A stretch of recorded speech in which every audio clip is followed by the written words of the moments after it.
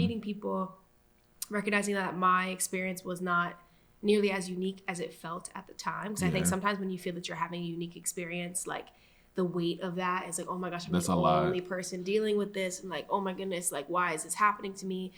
But then you talk to any other Black person at a PWI, quite literally anywhere in the world, they're like, no, girl, me too.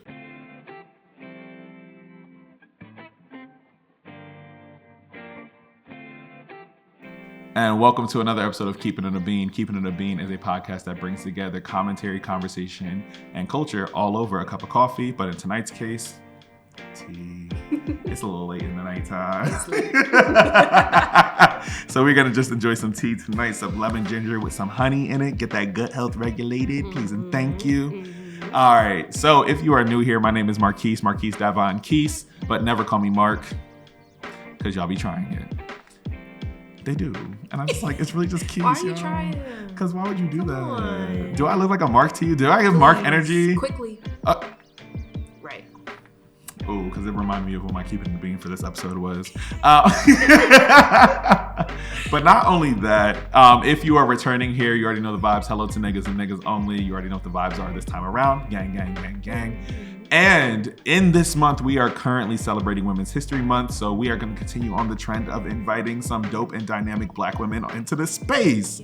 And so I am so excited to have you on. And honestly, this guest is not new to the podcast. And not. Stop playing with her. Been here before. Rodeo. I'm back. Come on. It's not my first. Yeah. And I'm so excited for the conversation for today. Y'all, Camille Smith is somebody who works in STEM. She is a science. You can refer to yourself as a scientist, correct? Yes, she's a scientist. Mm-hmm. Please and thank you. Yeah. But not only that, she's a curator. She is a mastermind. You are an influencer. You are a content creator. You are the certified multi-hyphenate. And is. Yeah. And so I am so excited for you to get to know her. If you're looking at these lovely faces, that means you're going to hit that notification bell, hit that like button, make sure you're subscribe to this YouTube channel. But if I am your Monday morning drive, then make sure to hit a rate and review. Give me 5 stars on wherever you listen to this podcast. I appreciate you. Other than that, please make sure that you buy a bag of Leroy's Blend. Okay, get the Black-owned coffee here. Because you know what we're not doing? Shopping at Target. And not. Okay? Stand 10 toes. Please, stand 10 toes down. You're doing your best. I get it. Some of us be... There's where I get my dude wipes. I got to find other places. Okay? But we will. Okay? If there's any Black-owned wipes that are happening, though, I'll buy from you, too. Make sure there's aloe. Thank you. Reach out, please. Sponsor me. Oh, deeply unserious. Y'all see what kind of episode we about to get this time. But yeah, so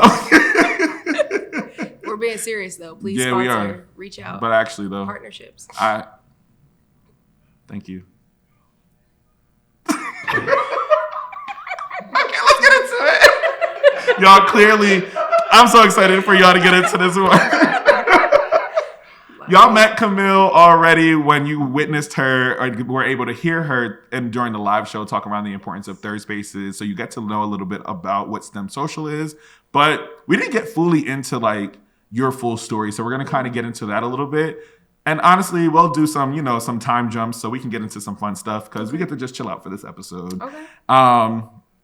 But before we even get there, I have this most important segment called Keepin It a Bean. Okay. Keepin It a Bean is your hot take about anything. That can be personal, pop culture, politics, anything you just want to get off your chest in this moment. And you're like, yeah, this is what the people are going to have to know.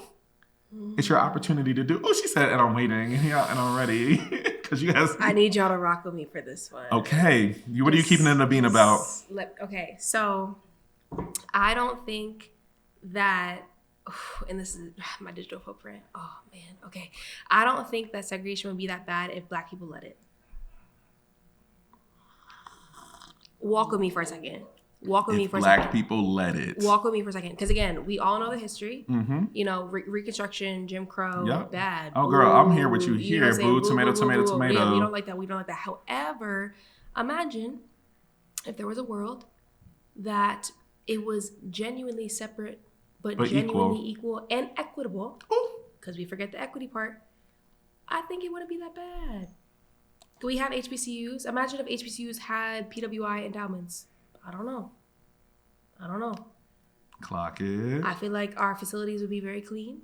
I think public transportation would be very clean. I agree. Because niggas ain't going to let just anybody That's rock. what I'm saying. Because, again, we are raised in a certain way that, you know, we'd have to make sure that everything is good and tidy, and we'd have to hold each other accountable. And do. So I don't think it would be that crazy. And the only reason I feel comfortable and empowered to say this hot take is because I was seeing recently I had a friend's birthday at the end of last year, so in December, and her birthday celebration was literally, we all had to come with hot takes with a presentation and like present them to our group of friends. And then there was a spiciest take, a truest take, and a funniest take. I won spiciest take because that was my take that I presented. However, the bandwagon, people are jumping on the bandwagon recently, and I saw a TikTok video that she said the same thing. I said, I said it to my friend. I said, clearly it's not that spicy anymore. clearly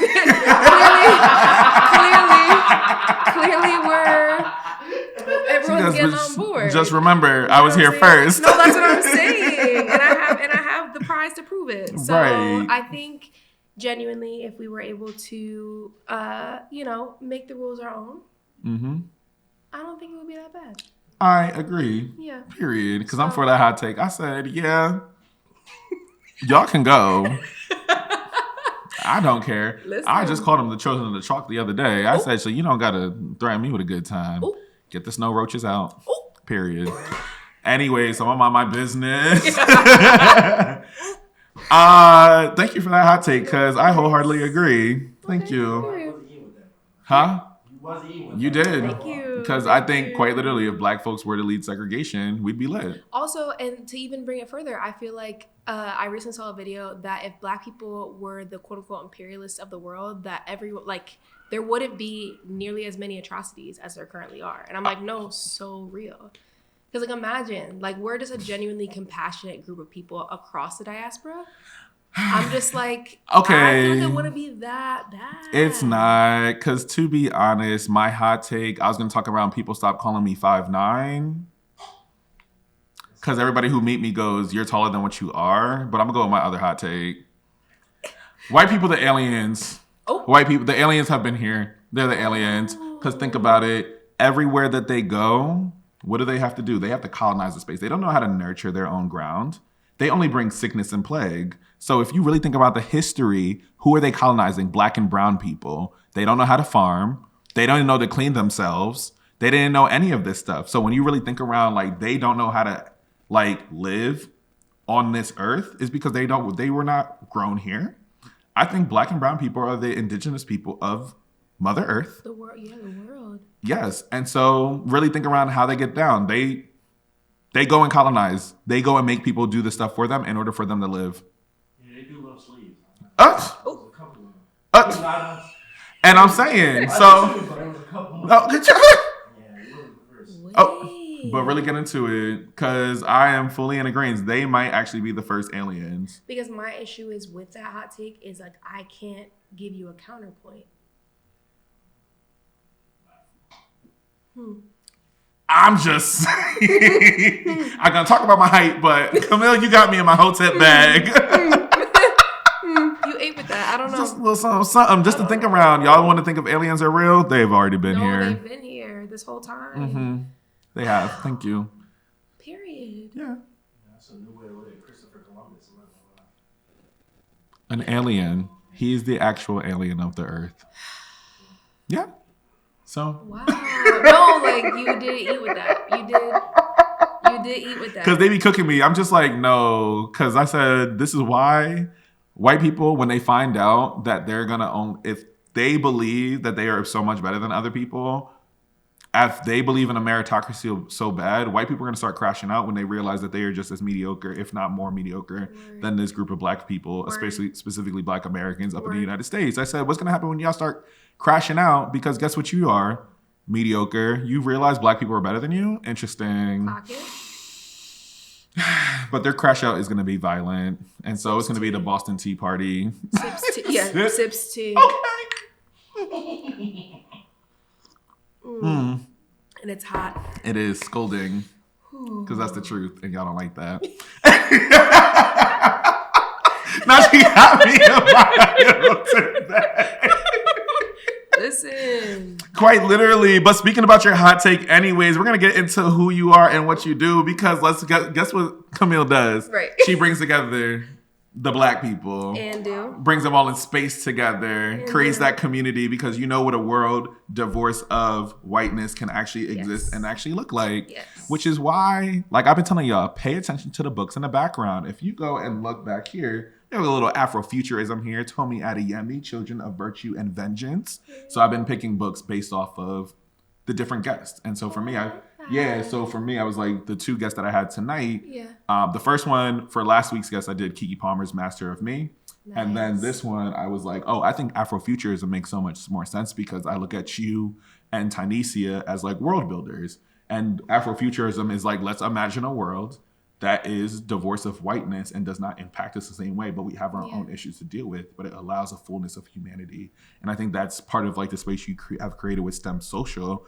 And so just to kind of give people a little bit more insight into the world that I'm talking about you creating is why did you create that world? Yeah.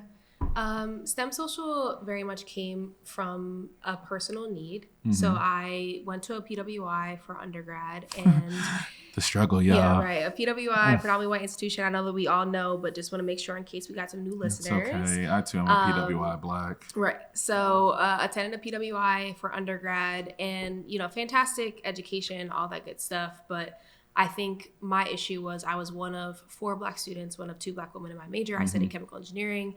And it was just really lonely and just like the stuff that we had to deal with. And even like from like authority figures, from professors, like things that they were allowed to say, almost I would argue empowered to say because they were either tenured or the university wouldn't do anything. Once I graduated, really left me in a place of like, honestly, like defeat. And like that sounds like so sad, like looking back on it now, but like I was like very demoralized. Like I was just very sad. And I was hoping that post college, once I started working in my field, that like things would get better. And it wasn't as though like they got drastically worse, but I realized it was just more of the same. It was more of me being the only black face in my department, in programs that I was involved in. So STEM Social came because I wanted to find community for myself, like-minded people that looked like me. They didn't have to necessarily be chemical engineers, but just I could say a few science words and they wouldn't like screech or whatever. Like, what are you talking about? Exactly. So I wanted to be able to have like-minded people that look like me. But then I realized that it was bigger than me as I was creating content and also as I was meeting people, recognizing that my experience was not nearly as unique as it felt at the time. Because I think sometimes when you feel that you're having a unique experience, like the weight of that is like, oh my gosh, I'm the only person dealing with this. And like, oh my goodness, like why is this happening to me? But then you talk to any other black person at a PWI, quite literally anywhere in the world, they're like, no, girl, me too. Okay. Because I'm telling you, I also am dealing with this. Yeah. It's like I call it like the 7 stages of grief. But it's like more so like you dipping into like it's your Negro awakening, spiritual awakening is what I call it a lot of times, because depending on how we grow up, there's a culture shock that happens at PWIs, but then there's an extra realization or coming to that happens when you're just like, oh, this world is fucked. Right. Like, and so I remember experiencing that of just being like, I don't relate to any of you. I'm friendly. I can be friends with anybody. Yeah, like I had friends of every creed, color, race, position when it came to college. But there was a moment of recognition. I was in college when Trump was elected. So there was an extra layer where I said, like, I don't like y'all. And so I think it's interesting because I think for me, that experience was recognizing like, oh, I'm never going to be one of y'all. I actually don't care to be one of y'all. But what can I do in this moment to build a community and be intentional around centering that community? Right. When it's not inherent. Growing up in my hometown, I was around black and brown people all the time. So I was cooling. But when you go out in their space and you realize like the larger world is whiter than I was used to. Right. And it was just like, oh, I need to be intentional around curating spaces. So it's one thing to come up in a space that's consistently affirming versus where now you're like, I have to seek my community out. Right.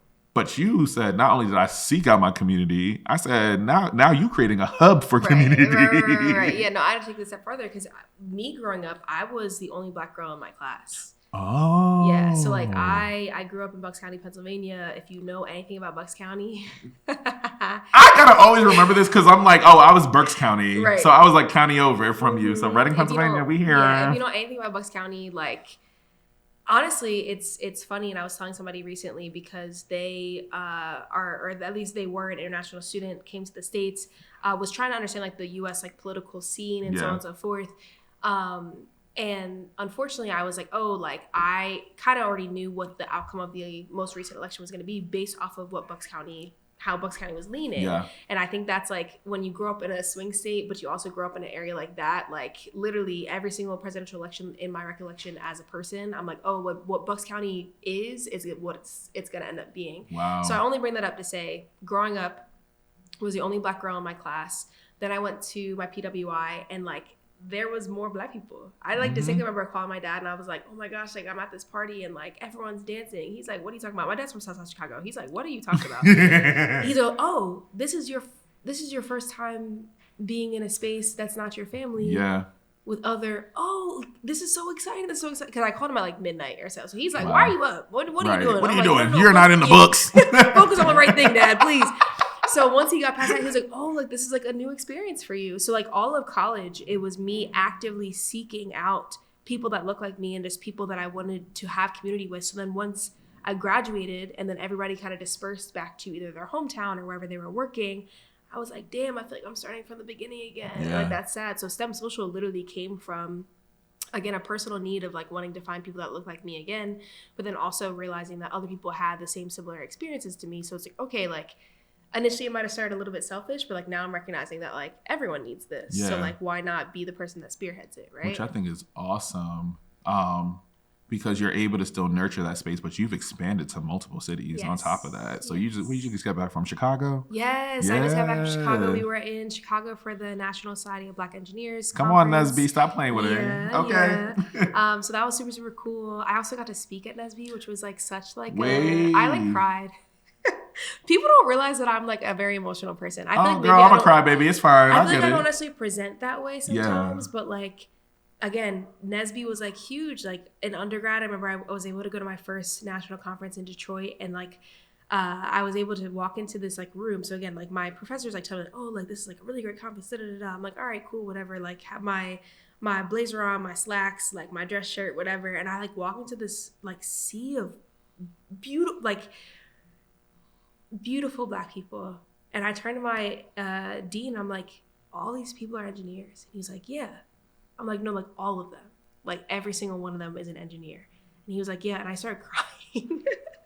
Again, I feel like it feels, as someone that has started to create this space for myself and for others now, like looking back, it's like so like sweet because like I knew how much it meant to me. Yeah. And like, it was so funny because he did not know how to handle me crying. He was like, what is going on? But I'm like, no, like, this is crazy. I'm like, all these people. He's like, well, they're not all chemies. He's like, you know, they might be mechies. It might be electrical engineer, computer. I'm like, no, it doesn't matter what discipline. Like, they're all engineers. They're all doing hard stuff at school. Like, they all might not be, you know, at my university. But like now I like have like something tangible, like an actual memory that I can hold on to, that like when I'm doing those all-nighters in, you know, the library, or I'm doing something difficult, I'm like, no, like there's so many people that are doing the same thing, just maybe not at my university. Yeah. So that was like crazy to inform my STEM journey. And then to be able to speak, I was like, no, like y'all messed up letting me come here. Because like the feeling that I had after the talk, and like it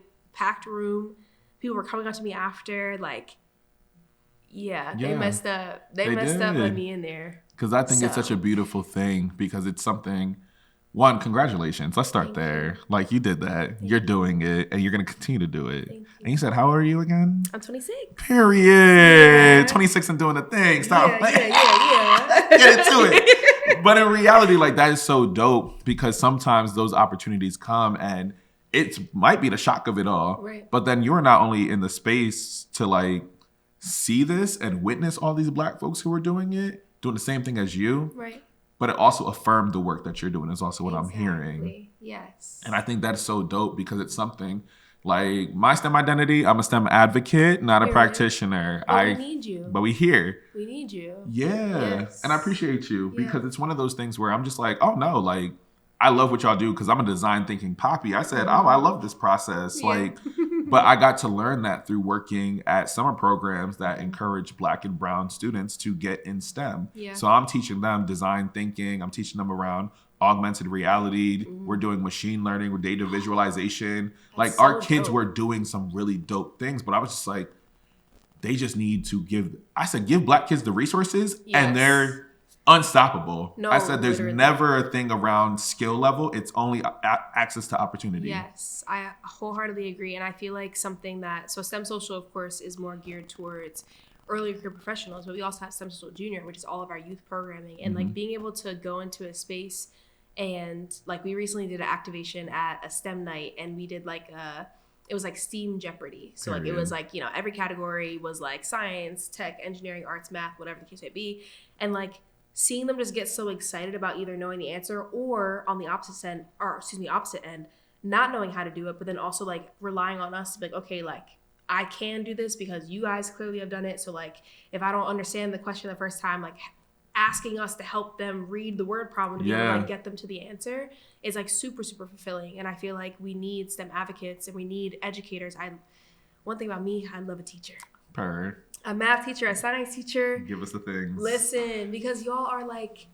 Well, I was an English teacher, but but teachers in general, like I just feel like a lot of our youth end up getting like either afraid of math, science, tech, whatever the case may be, like in K through 12. So like it's the teachers that are like keeping them there. Like, no, like I'm going to be after class every day trying to explain this to you. I literally was talking about earlier, like I had a chemistry teacher that I was not understanding chemistry. She literally would not only take her time to stay after class with me, but she every day would come in with a different new approach to teach it to me. Not just telling me the exact same thing that she said in the lectures, because obviously I didn't get Johnny had 2 apples. Right. I'm like, I already know that Johnny had 2 apples, but please, like, I don't understand. She's like, okay, well, what if the apples were oranges? I said, Johnny had 2 oranges, and that can Got it. You know what I'm saying? So she was so intentional about trying to just like do the best that she could to shift. Okay, every learner or every student is not the same. Yeah. And now I'm a chemical engineer. Shout out Miss Gould. Period. I would love to see it. Shout her out, because every time that I literally talk about it, I need to find her at this point. No, I think that's such a beautiful thing because honestly and truly, it's one of the things I think around in my job every day. My job is literally to get first generation students into STEM programs in college and beyond. And sometimes it's a little bit difficult because kids don't get to see that all the time. Like I love the opportunity. And again, our program's at a PWI. So it's not like they always get to see Black STEM professionals and stuff like that. But I do understand the moment of recognition that they have when they're just like, oh, I found somebody who does it just like me. Yes. I found somebody who looks like me that does this. And I think seeing that so much earlier in life, I'm like, and research shows like the earlier you put STEM in front of a child, the more likely they are to want to engage in it because they see themselves represented in it. Right. And I think that's what I really appreciate about what you're doing, not only just as like head of STEM Social and the founder of STEM Social, but you're also putting a visual to something that young people don't always get to see. Like when I tell you, like when I talk to some of my students, I'll be like, nah, look, because everybody here. But I literally pull up STEM Social so they can actually see, like, I'm not bugging when I'm talking around. Yeah. But sometimes so many young people are like, I just need to see it. And like, that's why kids drop out. And that's why I love what you do, is because I'm like 67% of kids who go into college with a STEM degree are more likely to drop out than actually just change their major altogether. They're leaving school. But it's never I don't feel like academically I'm prepared. Right. This isn't made for me. This isn't made for me. I don't see myself. People don't look like me. Right. And something also, a series that we're about to start is 60 Seconds of STEM. So like, something that I really want to be able... I know. Nah, because honestly, I need TikTok to get on it with you real quick because they have the STEM panel that they don't be pushing, and I be annoyed because I'm like... TikTok, reach out. Reach out. Is it banned still? I don't know. Child, I don't know if it's about to be banned again. It's supposed to be banned again sometime in April, potentially. If they don't come up with a decision. But even if TikTok, you don't reach out, 60 Seconds of STEM is basically going to be like an interview series of... So we have STEM Talks on Tap, which is like our personal, professional, technical which STEM. I love.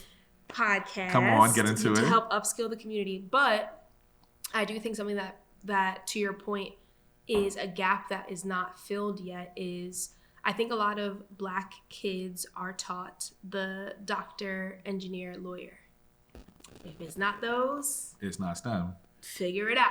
Figure out how you can whatever. So I'm like, okay, like I'm a scientist, but like I'm a upstream process development scientist. If I told that to myself as a middle schooler, I don't even know what that is. What does that mean? What does that mean? What's right? that? So the 60 Seconds of STEM is literally going to be me interviewing people and my co-host Brian interviewing people at our different events. Like explain technically what you do in 60 seconds. So like whether that be a cybersecurity professional, whether that be an upstream process development scientist, whether that be a dentist, whether that be anything within Which STEM. I think is actually super dope. You know what I'm saying? Because again, for people like you or anyone else, it makes it just more accessible to be like, oh, okay, like I've never even heard. Recently, we have a salary transparency series, and I was like making the graphics because people will be able to anonymously like put in what they do, their age, you know, just like a profile. And somebody is an associate fragrance analyst. Their job is literally creating fragrances all day. And that's not even to be like, oh, like that's all you do, but like that's literally, she went to school, studied fragrance, and now she literally works as a fragrance analyst. I didn't know that was a job that I would consider. No, I did not think about that at all. Because in my know what I'm mind, saying? immediately, like I think around my friend who works for like PlayStation, and they're a data analyst, and their stuff that they're analyzing is based off of user experience. Yes. So how many people are satisfied with the game? How many people are frustrated with the game? And I'm sitting there, I'm just like, didn't even know that was a job. Didn't even know that You was can an do what? opportunity. Yeah, didn't know that was an opportunity or an option that I could even choose from. Yeah. So like hopefully that series will be able to open up people's that's gonna be awesome. idea of what they could potentially do. And then hopefully we're able to, you know, bring it to like the youth programming too. I don't know how I'm gonna connect the two, but they're gonna connect. Oh, you don't gotta tell me twice. Please let me know. You want to workshop with my kids? I got you. Let me know. Oh, come. Let me know. Let me know. But in reality, I love that because oftentimes people hear STEM, and I think a lot of people immediately, especially in schools, they're just like, oh, computer science. Right. Oh, this. And so even as some of my kids are exploring some stuff, I'm like, STEM is actually happening around you every single day. I said the construction that you see, somebody has to plan that. There's math involved in it. There's physics involved in this. How much do you need to pull in order to get this big weight up? Even the materials that you're putting onto the ground. Material science. And so I think these are things that people don't see. So I'm like, even when I go and recruit some students, they're just like, oh, well, I just want to work in trades and I just want to do construction. I said, you know, that is STEM. Right. I love when people are like, oh, like, I work in finance. I'm like, that's literally math. Sorry to break it to you. You just do stuff in Excel all day. It's quite literally. Yeah. They're like, well, I'm business. I'm like, no, in business is math. I don't. But quite literally. I said, you might just be applying some things, No, right. but fuck. Like quite literally. Oh my guys. But I love it because it makes the idea of STEM not feel as daunting when you put it like that. Because I think oftentimes people, right now, STEM has been such a huge push for folks. And it's just like STEM this, STEM this, STEM this, STEM this, because you're preparing the kids for the world that they're ultimately going to grow up in. Yes. And I think even right now, the education system does not have a good grasp on how to describe what STEM classes are. Oftentimes they're immediately just like, oh, it's computer science. Oh, it's this. But they're not able, like schools don't also have the resources often to say, here's the engineering piece. Some schools don't have, like some of the schools that I service don't have labs. Right. So like even sometimes college is a kid's first lab, or through my program is a kid's first lab, right? Yeah. And so I think even then I think around like that access piece and like being able to actually conceptualize what you're talking about too. Yeah. The only thing I'll add though is I do think that the push for STEM is very important. However, that should not be at the expense of reading comprehension classes, because you do need both. And I do really feel like I'm scared for the youth currently. Yeah. Because again, I feel like the world is so like black and white. Like there's very much can be a both and. Like pushing STEM is very important. critical thinking, problem solving, so on and so forth. But you also need to be able to like read and comprehend the problems. Problem solve. Like, no, like the word problems, like you need to be able to like read it in order to then do the math or science. Oh my goodness. Thank you so much. Put that out there because I literally made a video about it because there was like this huge argument or just discourse on TikTok about it.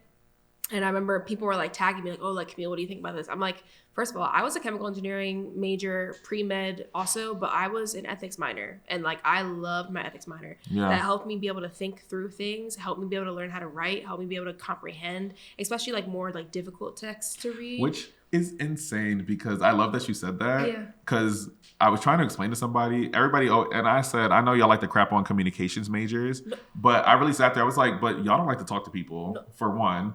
I said, but two, I had to study communication theory. So like, what kind of person are you? So even when I manage, I was explaining to somebody, I was like, one of my employees is a values-based person. So oftentimes if I'm going to give them direction, it's not go get these tasks done. It's like, hey, let's remember like the mission of our organization is to ensure that Black and brown kids are getting access to STEM. Yeah. So you're now based in your values and I'm communicating in the language that actually makes sense to your brain. Not a task-driven person, you're purpose-driven. So I know how to talk to you differently. I know when there's 3 ways of communication happening, how to loop people back. I said, there's actually a science to communication. There is psychology, like, and that's another thing too. I feel like a lot of people are like, oh, well, I'm not technically in STEM. Like, I'm in psychology, sociology. Girl, you took a science class to be able to be in that major. Dude, this is so interesting because they're like, well, it's like the soft sciences. No, and need the social sciences. Please. It literally says science. What are you talking about? But communications literally is, I think everything is science, realistically. But especially as it relates to communication, that was a realization I had maybe like a year or 2 ago that I'm like, I feel like comm majors got like oh, what are y'all doing? Da-da-da. They're up. They're up. Y'all need us in everything that you listen to me. Look at me. Every single thing. And shout out to Professor Stark. Period. Love you. Because he said, no matter what job you do, Marquise, every single job requires somebody who's good at communications. That goes to project management. That goes to leadership skills, them soft skills. Yeah. But also people need to know how to write. Yeah. And a lot of people don't know how to write. And a lot of STEM professionals' downfall in the corporate space is the fact that they are super highly technical, but they don't know how to communicate their findings. Science is only as important if you can communicate what you need, or at least communicate to somebody that has the money to pay for it, and actually be able to articulate to them. And a lot of STEM professionals focus so much on the science that like there's a gap there. So then you have people like myself that I'm trying to kind of pivot in that, in like my corporate career, I guess, to kind of be like that middle person that I feel like love the technical aspect of it, love the science. I can nerd out when I need to. Being able to communicate the strategy, the big picture, how much money we need, why do we need it, and I can actually like bring those together. Like scientific communication is a thing. That's going to be the realm. Wow. But yeah, it all goes back to reading comprehension. Like English classes, reading classes are incredibly important. Yeah. They should not be defunded because we're pushing STEM. If anything, they should be amplified because we're pushing STEM. I think that, and it's funny because I always argue like my liberal arts degree is the most interdisciplinary thing that I have, because it allowed me to take my computer science class and take a sociology class, but also recognize like how some of these, at my theater, communications, I was like, I studied 2 things. So like being able to see like how all of these actually coincide with one another, that's where the learning is at. That's where like pushing your brain to understand more is at, right? And so I really do love, especially this idea of like continuously making STEM accessible, but also making STEM visible, and like there's representation there. And I think that's going to be so important, especially as we continue to move on. So I appreciate you naming that piece around, now, girl, make sure you can comprehend some things too. Please continue to comprehend. It's scary. Yeah, but also I love that you were able to talk around like you're doing so many things as well. And I think this is the last spot I want to lean into a little bit, especially as we wrap up this conversation, is you balancing out. And I know this is going to be actually a longer conversation for another episode, but just kind of give us a little teaser of like balancing out being a creative with a 9 to 5. Right. Because I am doing a very similar thing, but I love like the diary of the multi-hyphenate, and your last one that you just put out, I said was doing things. It was firing off on all the right cylinders. And so like before heading out, do you have any advice to somebody who is they are multi-hyphenate, a 9-to-5 multi-hyphenate kind of person on top of that. Yeah, I would say advice would be fail forward, fail often. One, first and foremost, because I feel like when I was so resistant to failing, I feel like there was just like a lot of resistance in my life just in general. But when I was like, okay, like failing can also, if you reframe failing, because at least from the science aspect, we wouldn't have jobs if things went exactly how they were supposed to go. Right. So I'm like, okay, like failure is a part of life. Failure is supposed to be something that we kind of run towards in order to be able to problem solve, figure it out, and then, you know, continue pushing. So fail forward, fail often. I also think that you never truly, as a multi-hyphenate, you never truly can multitask.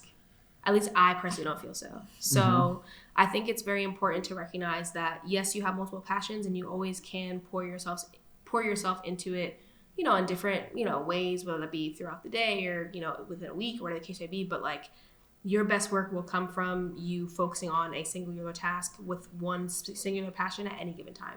Now, again, if you want to be a little strategic about it, if you want to do like sprints, so like sometimes I'll frame my weeks by being like, okay, like my 9-to-5 is super busy this week. So like I really need to like, you know, tap into this, especially since currently my 9-to-5 is funding survival. Yeah. You know, okay. My 9-to-5 is funding mine too. Yeah, I was like, you know, I really need to tap into this. But at the same time, recognizing, okay, like, these are other things that I want to make sure I get done too, and being able to really plan out, like, how am I going to do this? Also asking for help, getting a team. Getting a team has been like literally the best. I will use every possible time to brag on my team. My team quite literally makes them social function. I have a team of 25 people. That is insane. 25 people. Let me even make it crazier. 25 people that I met all through the internet or through STEM spaces. These were not my friends. I love that. Now, again, they the homies now. Okay, we go together real bad. But one of my ambassadors, Kayla, she literally was like, we were at retreat last year. She was like, bro, like, you don't know any of these people. Like, we literally just saw like cool things that you were doing and like pulled up and was like, let me like volunteer my time. I said, no. Yeah. And when you say like that, that's crazy. Right. So now I have a team of people that I'm able to delegate things. I'm able to ask for help, and they're willingly able to do so.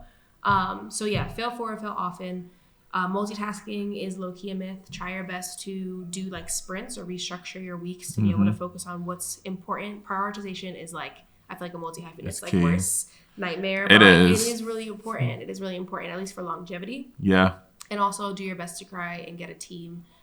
It doesn't have to be a team of 25. It literally can be a team of, you know, you and a friend or you and another person. I tell you, I got me, I got Kavan, I got Daniel. Period. My team does what they need to do every time. And again, as long as you can trust them, that's so much better, and you're going to be able to get so much further than doing it by yourself. Yeah. So yeah. Thank you so much. Of course. Y'all. Oh my God. I told you, it's not your first, it's not your second, and it's not your last set. Come on. Get sick of me. Period. And I'm fully here for it. The fuck?